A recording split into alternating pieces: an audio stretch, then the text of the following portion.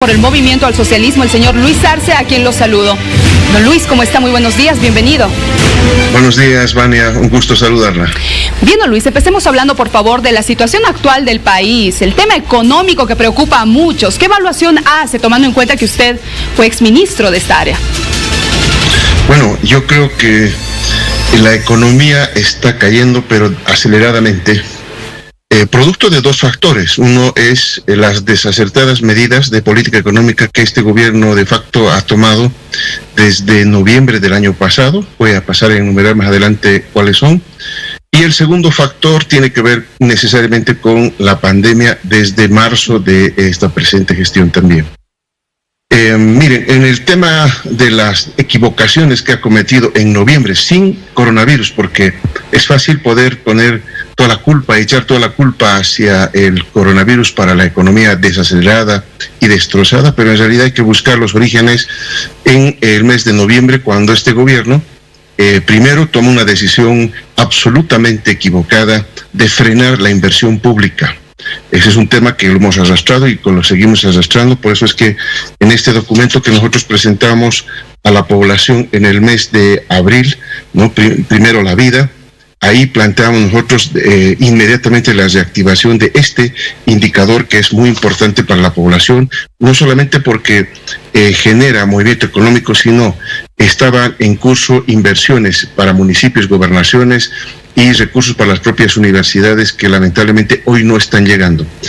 Un segundo elemento, luego de equivocarse en la inversión pública, tiene que ver con el hecho de sacar resoluciones de directorio del Servicio de Impuestos Nacional. Sabemos lo que ha pasado, esos actos de corrupción que se encontraron en el Servicio de Impuestos Nacionales, pero adicionalmente a ello se toman más de 24 resoluciones de directorio en las que se posterga, se da prórroga, se alarga plazos, en fin, una serie de ventajas para algunos empresarios para no pagar impuestos. Esto va a repercutir en los ingresos del Estado, que ahora esta gestión 2020 han reducido por más de 30%, y eso está sintiendo las alcaldías, las universidades sobre todo, y que están en problemas por ese hecho. El otro elemento, la mala negociación del precio y volúmenes de gas que se ha hecho con el Brasil para la venta de gas, porque resulta que ahí, primero que nos bajan de 24 millones de metros cúbicos a 14 millones de metros cúbicos, bajando 10, luego no hacen prevalecer la cláusula del take or pay, que es una cláusula que obligaba al Brasil a comprar un volumen mínimo, y si no, igual tenía que pagarnos, ¿verdad? Eso se lo reemplazó aceptándola la cláusula de fuerza mayor que propone Brasil. Y ese es un tema que nos está dañando porque no hemos vendido gas por mucho tiempo y cero eran las ventas diarias cuando el Brasil así lo pedía por la cláusula esta. Entonces se usan los ingresos por IDH, por regalías para el país. Y adicionalmente, el otro tema que recién ha salido a la luz, ¿verdad? Porque todo el mundo de Petrobras ahora está trabajando en YPFB, y ahora se entiende porque en el contrato también se establece que Bolivia va a pagar el costo de transporte desde nuestras refinerías, nuestros gasoductos hasta la frontera de Bolivia. Ese costo lo va a pagar Bolivia, y eso son más de 72 millones de dólares año, cuando nosotros estábamos, el contrato era de que todo el transporte desde Bolivia hasta las plantas donde quiera Brasil lo iba a cargar el Brasil y no Bolivia. Entonces ahora nosotros vamos a recibir 72 millones de dólares menos por la exportación de gas, y eso es realmente muy costoso para el país. Realmente se han tomado malas decisiones.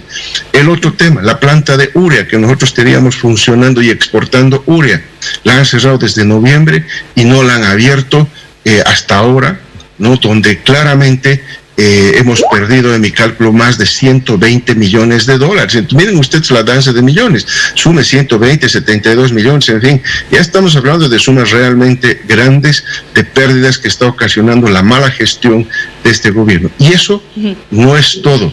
El efecto es el problema.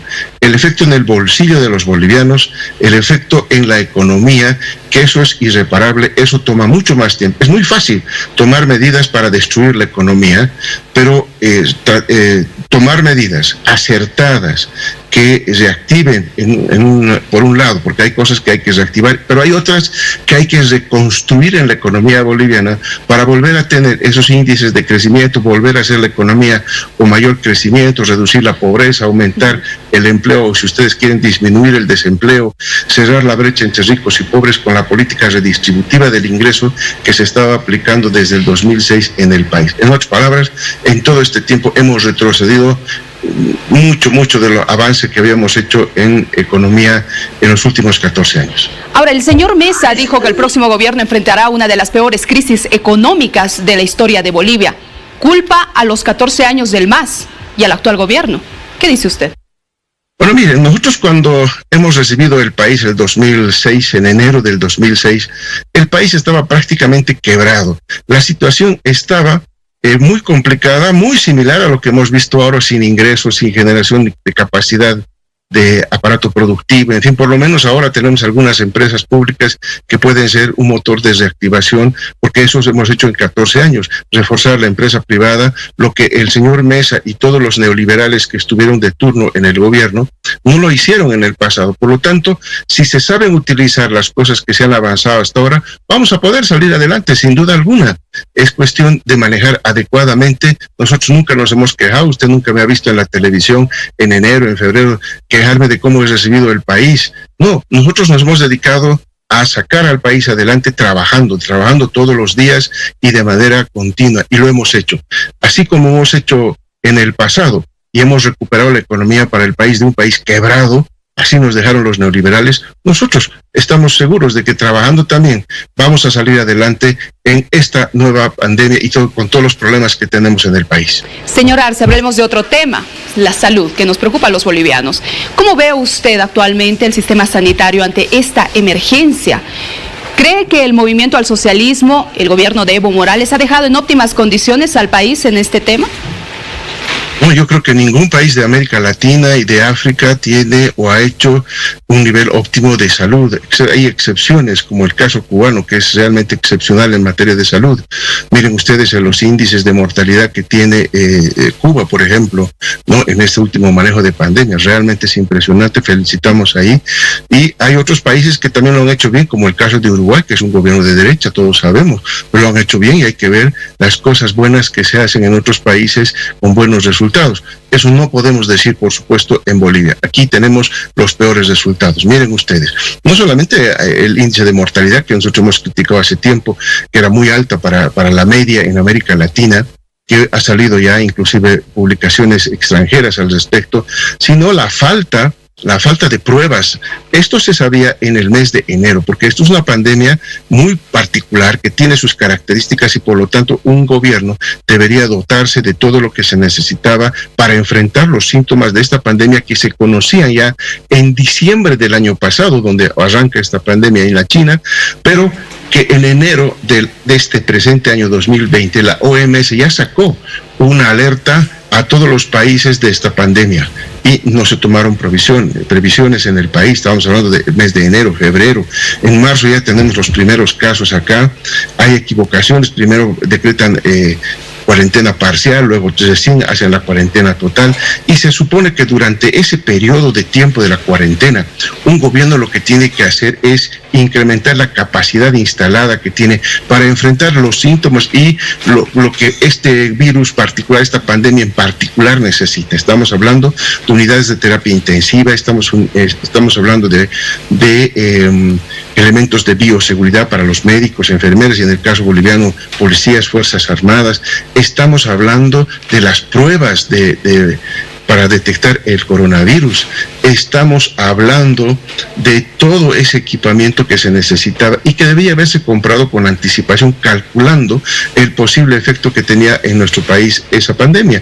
No se hizo nada. Miren ustedes, en el mes de mayo, cuando se descubre los sobreprecios de los respiradores, que hasta ahora no sabemos en qué ha quedado, ¿no? es que este gobierno estaba comprando recién los respiradores y con sobreprecio hasta ahora no tenemos. Y lo que compra había estado mal, están retirando ya de lo que de los hospitales las cosas malas que habían comprado. O sea, realmente una mala gestión, no es un tema de que les faltaba recursos. Hemos visto cómo ha llegado plata de CAF, BID, Banco Mundial, donaciones de todo lado, no se pueden quejar de que no había dinero. Y segundo elemento es que realmente eso es atribuible a una mala gestión, producto de la administración corrupta que todos conocemos de este gobierno. Entonces, no se puede atribuir al pasado, es una clara mala gestión, es muy fácil echar la culpa al pasado, pero vean otros países que también estuvieron enfrentando esta pandemia y ahí está. Es más, nos dijeron que no habíamos hecho nada y de pronto la presidenta de facto está inaugurando el hospital de Montero, por ejemplo, pintándolo con los colores del partido actual de gobierno. Entonces realmente es patético. Teníamos ya hospitales en Yacuiba por inaugurar, en Cobija por inaugurar, recién se había inaugurado el hospital de Sacaba, en fin, habían varios hospitales que se habían generado en construcción para entregarlos hasta el mes de marzo del año pasado, que podían haberse utilizado para este tema del COVID con instalación de unidades de terapia intensiva, que no se hizo. Permítame, por favor. ¿Y qué pasó antes? ¿A qué me refiero? ¿Teníamos que esperar que llegue una pandemia para comprar respiradores, para equipar las unidades de terapia intensiva? El tema de salud es un tema prioritario. Así es, mire, si nosotros tuviéramos que quejarnos como este gobierno, ¿cómo recibimos nosotros el país? Les repito, el 2006, mire, la inversión, el presupuesto de salud, ¿sabe cuánto era, Vania, el año 2005? 300 millones de dólares era todo el presupuesto de salud del Estado boliviano. ¿Sabe con cuánto finalizamos en el año 2019 el presupuesto en salud? 3.000 millones de dólares, 10 veces más. Y evidentemente la gente puede percibir que esto es insuficiente, y yo estoy de acuerdo, porque se hicieron bastantes cosas. Mire, no solamente en tema de salud son los hospitales que hemos construido y que, repito, muchos de ellos se han estado entregando. Ahí en el Alto tenemos 2 hospitales que hemos hecho, en fin, hay varios de esos que se han realizado en el país y que no se habla de ello. También se han distribuido ambulancias a todos los municipios del país. Se ha hecho el programa SUS, que nadie está valorando, la salud para todos. Nadie está valorando el tema del bono Juana Zurduy, por ejemplo, que es para disminuir la mortalidad materno-infantil, y lo hemos hecho y hemos tenido resultados muy positivos que la gente no habla al respecto. En fin, hemos hecho bastantes cosas por mejorar la salud de los bolivianos, no necesariamente hospitales. Ahora, con respecto a lo que usted precisamente pregunta, lo que un país tiene que hacer, porque no solamente la gente se muere por un virus, se muere también por cáncer, se muere también por diálisis, se muere por cáncer uterino, en fin, hay varias otras enfermedades que son mortales y tienen un índice de mortalidad más alto, y un Estado lo que tiene que hacer es dotar de todo ese equipamiento para poder enfrentar esos tipos de muerte que tiene el país. Cuando viene el coronavirus, eso no estaba previsto por ningún país, ni los Estados Unidos, mire Italia, mire España, miren los propios chinos y miren los Estados Unidos, nadie tenía previsto esto, pero los países pues tomaron sus previsiones, hicieron acciones para poder dotarse de camas de terapia intensiva, de respiradores, de trajes de seguridad, en fin, todo ello. Entonces, eso es lo que nosotros criticamos, que no hubo la reacción oportuna. Y claro, es muy fácil echar la culpa a 14 años, pero en realidad, la realidad de las cosas es que no hubo gestión, como se ha demostrado no solamente en esto, sino en educación y en otros temas que está claro una ineficiencia, permítame, por favor, del gobierno. En ese tema justamente quiero ahora abarcar el tema de educación. Primero, la clausura del año escolar, un fallo que revierte esta decisión. ¿Qué había hecho el MAS en una situación como esta, en medio de una pandemia, con el tema educativo? Bueno, también está en este documento, Primero la Vida, que hemos sacado el 15 de abril de este año, Vania.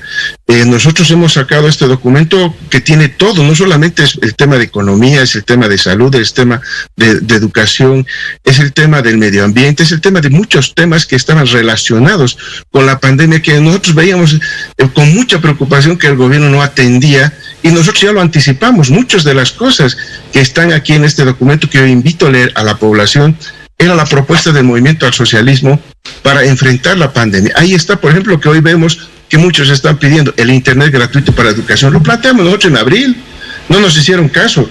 nunca pensaron, porque nunca calcularon, porque no les interesa a la gente. Segundo, ahí nosotros planteamos un programa educativo a través de radios, utilizar las radios comunitarias que ellos estaban cerrando. Recordará, Vania, que a principios de esta gestión de gobierno se han cerrado radios comunitarias. ¿Dónde está eso? Se ha cerrado el Ministerio de Culturas, donde ahí teníamos un canal de culturas que podía bien utilizado para la educación, para que los estudiantes pasen clases, lo que se llamaba las teleclases. Adicionalmente, nosotros ¿qué planteamos? Y estábamos muy de acuerdo con lo que los maestros estaban planteando. No es ningún experimento la educación por radio en el área rural, porque donde más preocupa es en el área rural, donde no se han pasado clases. Miren ustedes, ACLO, ¿no? La experiencia de ACLO, la experiencia de Fe y Alegría, que son radios que han sacado en varias comunidades de Bolivia para enseñar a leer y escribir a la gente con éxito. Son programas que ya estaban hechos, no se necesitaba inventar, ¿no? Pero el gobierno insistía con la educación y sigue insistiendo. Vemos en los periódicos que el ministro de Educación sigue insistiendo con la educación virtual, cuando hay que hacer la educación a distancia, que es muy diferente, un concepto totalmente diferente, donde se usa la radio, se usa la televisión, se usa el satélite. Yo criticaba que decían que las empresas públicas estaban malas, y mire, Quipus estaba destinada justamente a producir y a ensamblar computadores para dotar de los estudiantes. ¿Recordará usted nuestro plan de dotar computadores a todos los estudiantes de primaria y secundaria y a los profesores? Vania, estábamos avanzando en eso y se ha parado ese programa. Señor cuando Arce, podía ser un elemento que vaya a paliar el tema educativo. Miren ustedes lo que está pasando. Realmente no hay iniciativas, no hay creatividad. Es muy fácil escribir artículos criticando la gestión, como lo hacía el señor Cárdenas, como lo hacía el señor Arias, grandes escritores de artículos, opinadores de artículos ahí, pero cuando estamos en el gobierno a veces otra cosa es con guitarra, lamentablemente para el país. Bien, señor Arce, ahora no podemos dejar de lado este tema que está generando polémica en el país, y estoy hablando de las acusaciones en contra del líder máximo del movimiento al socialismo, el señor Evo Morales. ¿Qué opina usted de estas acusaciones? Y le hago esta pregunta porque, reitero, estamos hablando del líder del movimiento al socialismo, partido que usted también representa. Bueno, primero yo tengo que deplorar todo el uso de imágenes de mujeres de cualquier edad en el tema político y con esa intencionalidad. Realmente se están pisoteando los derechos, ¿no? Y si, como ellos dicen, es menor de edad, peor todavía, se estaría pisando, ¿no? Todos los derechos de esas personas de esa edad, de la juventud, de las mujeres, que hemos visto en los últimos años, esto que realmente indigna, que es el uso de imágenes de mujer en temas políticos y con la forma en que se lo hace. Un primer elemento que yo quiero destacar de este tema.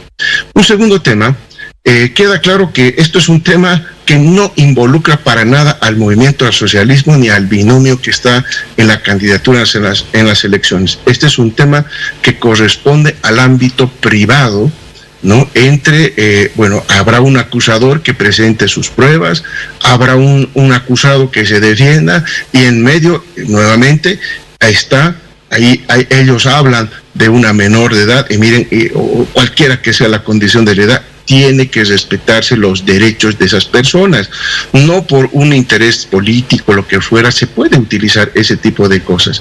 Así que eso es un ámbito absolutamente personal, individual, de acuerdo al derecho y de acuerdo a la constitución política del Estado. El movimiento al socialismo no tiene nada que ver en esto, pero la candidatura, y ahí se ve justamente la intencionalidad política de, a propósito, de esforzar, de largar lo que se pueda la liga para que nos pueda salpicar a nosotros como binomio, y eso es absolutamente inconcebible. No se puede aceptar ese tipo de actitudes, porque claramente eso refleja que no tienen capacidad. Al otro lado, no hay capacidad de discutir propuestas como las que nosotros hemos propuesto en el mes de mayo para el país y que no se han llevado a cabo y que podrían haber paliado de alguna manera. Aquí está el bono de 1.000 bolivianos, Vania. Aquí nosotros lo planteamos en abril. No es un invento del movimiento al socialismo. Lo planteamos aquí, el bono de 1.000 bolivianos. En abril lo planteamos, no se ejecutó. Y ahora por suerte con la Asamblea Legislativa Plurinacional, agradecemos a los asambleístas, hemos podido nosotros aprobar un bono que va a beneficiar a la población, especialmente a la más empobrecida, que este gobierno no ha tenido el menor cuidado de poder protegerla. Señor Arce, sin embargo, usted aparece en una de las fotografías con esta joven que supuestamente habría mantenido una relación cuando era menor de edad con el señor Evo Morales. Nosotros, como medio de comunicación responsable, hemos distorsionado la imagen por los derechos que tiene la misma. Ahora, ¿quién es ella? ¿Usted la conoce? Yo me acuerdo perfectamente. Este es el último viaje que yo hice a Buenos Aires, cuando había un acto que se realizó en Buenos Aires, allá justamente por el año del Estado Plurinacional de Bolivia. Yo recuerdo perfectamente, en la noche había un partido de fútbol que organizaron ahí los residentes, donde estaban dos equipos, uno de ellos estaba, el compañero Evo estaba jugando ahí, fuimos con mucha gente. Yo me saqué en esa noche con muchas personas fotografías. Imagínese usted, si yo tuviera que estar pidiéndoles qué tipo de relación tiene con quién para yo sacarme fotografías. No, señores, aquí yo me saco con fotografías con todo. Eso no va a impedir que Luis Arce se saque fotografías con todo. Ahí me saqué cientos de fotos, en el país me he sacado cientos de miles de fotos con todos y con todas las personas que me han solicitado, en el aeropuerto, en el mercado, en el supermercado, en la calle, en el taxi, en el minibús, en el teleférico, donde sea yo me saco fotografías. ¿Cómo no me voy a sacar con el pueblo boliviano? Y no ahora, desde muchísimos años atrás. Así que esas fotografías no dicen absolutamente nada, y ahí se ve uno claramente la intencionalidad política que tiene de tratar de salpicar. Yo no la conocía y ni la conozco a la señorita que estaba en la foto. Puede que haya estado en actos de masas. Mire, eso es impredecible, pero que yo haya tenido, que yo la haya visto de manera directa, excepto ese día, por supuesto, y que está ahí en reuniones y las especulaciones que se sacan, eso es netamente un tema absolutamente político, intencional, como repito, porque al frente usted tiene partidos políticos de derecha que no tienen propuesta, que no tienen nada que poder enfrentar a lo que el movimiento al socialismo tiene. Permítame. Claro, la única manera que tienen es esta. Lo hemos visto ya cuando utilizaban imágenes de nuestra presidenta del Senado también, bochornosamente, como usted sabe, y luego se aclaró todo ello. Ahora, felizmente, pero ya los medios de comunicación no hicieron la cobertura necesaria. ¿Usted la ha visto en otro lugar, en algún otro encuentro, en alguna otra reunión, en palacio, en residencia? Porque hay fotografías que la muestran, ¿no? Mire, que yo me acuerde, no. Yo no la he visto, como esa oportunidad, no la he visto. Así que lo demás son netas especulaciones, ¿eh? La primera vez que la vi fue cuando se me acercó y pidió una fotografía, y bueno, ahí estaba la fotografía. Ahí usted puede pedir a los residentes bolivianos, ¿no? Y si nos están viendo, les pido que por favor cuelguen todas las fotografías que yo me saqué esa noche con todos los residentes y con todas las personas que me pidieron fotografía esa noche. Yo creo que con eso es suficiente, ya basta de tratar de embarrar a una candidatura con hechos que no tienen nada que ver, simplemente porque al frente no tienen ninguna propuesta para discutir. Ahora, ¿cómo le está afectando estas denuncias a su campaña? Hay sectores sociales del MAS que incluso están pidiendo que el señor Evo Morales se aleje de la campaña porque la estaría afectando, la estaría dañando. ¿Qué dice usted? Bueno, al movimiento al socialismo, eso, les repito una vez más, no tiene nada que ver. El movimiento al socialismo es un partido político y el binomio está intacto con este hecho, porque son temas absolutamente diferentes, como he mencionado. Una cosa es, de acuerdo a la Constitución, un acto privado que tendrá que regularse de acuerdo a la normativa que se tiene en el país, y otra cosa es un acto público político que estamos viendo aquí con las elecciones, que no tiene absolutamente nada que ver en el tema. Segundo, el compañero Evo ha salido electo presidente del movimiento al socialismo en un congreso que se lleva adelante en Montero, en Santa Cruz. Entonces, para esos actores políticos, organizaciones que quisieran remover, tendrán que activar todo ese mecanismo que tenemos en el estatuto del movimiento al socialismo.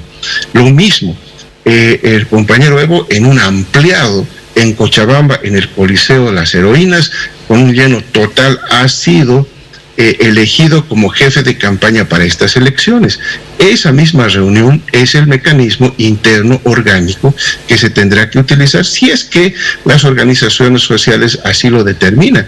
Pero eso es un tema que nosotros tenemos mecanismos internos, somos un partido que discute, que tiene mecanismos para discutir internamente, y esos son los mecanismos que se tienen que activar. Lo demás es simplemente, puede ser opiniones privadas, particulares de cada dirigente, en fin, pero eso no implica que se haya tomado una definición. Eso tiene, repito una vez más, sus canales orgánicos a seguir. Señor Arce, le hago esta consulta porque usted ha sido un hombre muy cercano al señor Evo Morales. Usted gozaba de su confianza, también él varias veces lo dijo.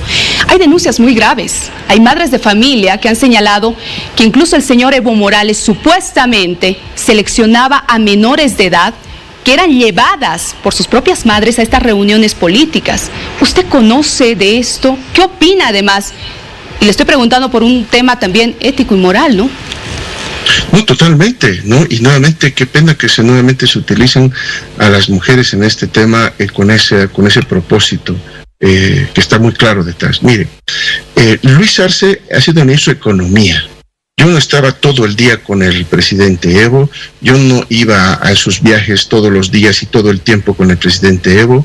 Yo tenía comunicaciones evidentemente telefónicas para poder coordinar algunos temas, tomar algunas decisiones, sin duda, pero Luis Arce no ha estado pues todo el tiempo con el compañero Evo, ¿no? Como ninguno de los ministros, creo. Y las reuniones que hemos estado, que yo he asistido, no he visto absolutamente nada de ese tipo de situaciones que usted menciona. Por lo tanto, yo no sé de dónde salen, tendrá que probarse, tendrá que esto es ir a su curso legal, y que las autoridades encargadas tomen pues cartas en el asunto. No se trata simplemente de hacer denuncias. Mire lo que ocurrió con el tema del tema Zapata, semanas antes de que haya el referéndum en Bolivia. ¿Recuerda usted? Este es un tema absolutamente similar, que quieren hacer escándalos. Cuando va a pasar el tiempo seguramente se va a aclarar todo, pero ya va a ser tarde, ya las elecciones van a pasar. Conocemos lo que hace la derecha cuando no tiene nuevamente propuestas, no tiene nada que discutir y está absolutamente aislada ahí, y lo único que tiene es tratar de desprestigiar a la gente. Señor Arce, nosotros, como ministro de Economía, yo le puedo decir, no conozco de ese tipo de acciones, de cosas que se hayan hecho. Así que yo puedo, en lo que a mí me respecta, al menos lo que respecta al ministro de Economía de ese momento, no había nada de esas cosas. Muy bien, señor Arce, le agradezco por su tiempo, por haber hablado de estos temas que atingen al país sin duda alguna y que están generando repercusiones. Muchas gracias, que tenga un buen día. No, a ustedes más bien, muchas gracias, hasta cualquier momento. Tenemos más, las 7 de la mañana con 8 minutos.